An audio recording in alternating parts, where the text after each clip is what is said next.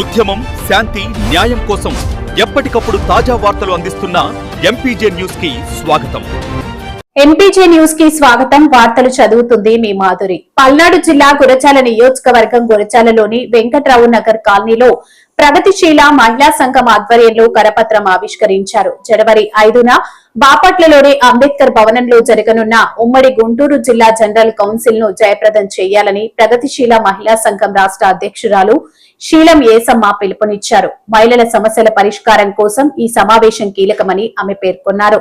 ఈ కార్యక్రమంలో ప్రగతిశీల మహిళా సంఘం నాయకురాలు డి నాగలక్ష్మి, కె జ్ఞానమ్మ, వెంకాయమ్మ, ఆదిలక్ష్మి, వనజ, మల్లేశ్వరి, ఆదెమ్మ, వెంకటలక్ష్మి, అంజమ్మ తదితరులు పాల్గొన్నారు.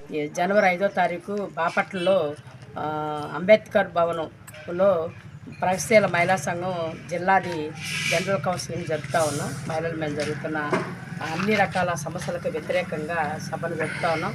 దాంట్లో మా మహిళలు జిల్లా కమిటీని కూడా మన ఎన్నుకునే అవకాశాలు కూడా దాంట్లో ఉన్నాయి. అందుకని ఆ సభని ఏర్పాటు చేసుకొని అక్కడ పెట్టుకున్నాం. ఇప్పుడు మహిళలు ఈరోజు ఇబ్బందులు పడుతున్నది మనందరికీ తెలిసిన విషయమే. ప్రభుత్వాలు ఈరోజు అన్ని రకాల గుట్కాలు కానీ, ఖైనీలు కానీ, అదేవిధంగా బ్యాందీ కానీ ఇవన్నీ కూడా ప్రభుత్వం కంట్రోల్ చేయకుండా వీటినన్నిటిని కూడా విపరీతంగా మామూలుగా వాళ్ళ లైసెన్సులు తీసేసి అవి అమ్మటం ఎత్తున పెట్టారు.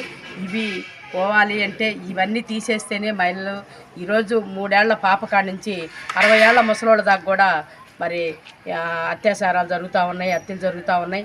ఇవన్నిటిని ఆపాల్సిన అవసరం ప్రభుత్వం మీద ఉంది.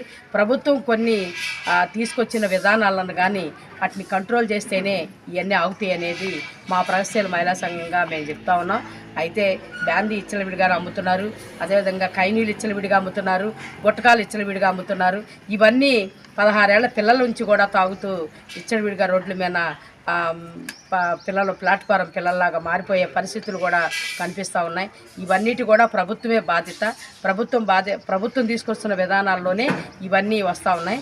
కాబట్టి ఇవన్నిటినీ వాళ్ళు కంట్రోల్ చేయాలి.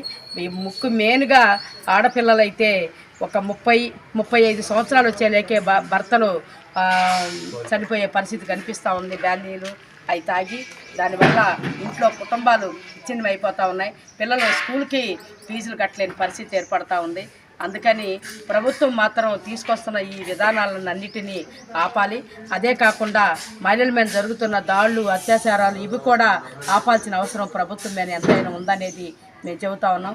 అదేవిధంగా బాపట్లలో జరుగుతున్న జనవరి 5వ తారీఖు సభకి 3 జిల్లాల నుంచి పల్నాడు కానీ, అదేవిధంగా గుంటూరు కానీ, బాపట్ల కానీ 3 జిల్లాల నుంచి జనం అక్కడికి హాజరయ్యి ఆ సభని జయప్రదం చేస్తారని చెప్పేసి ఆశిస్తాం.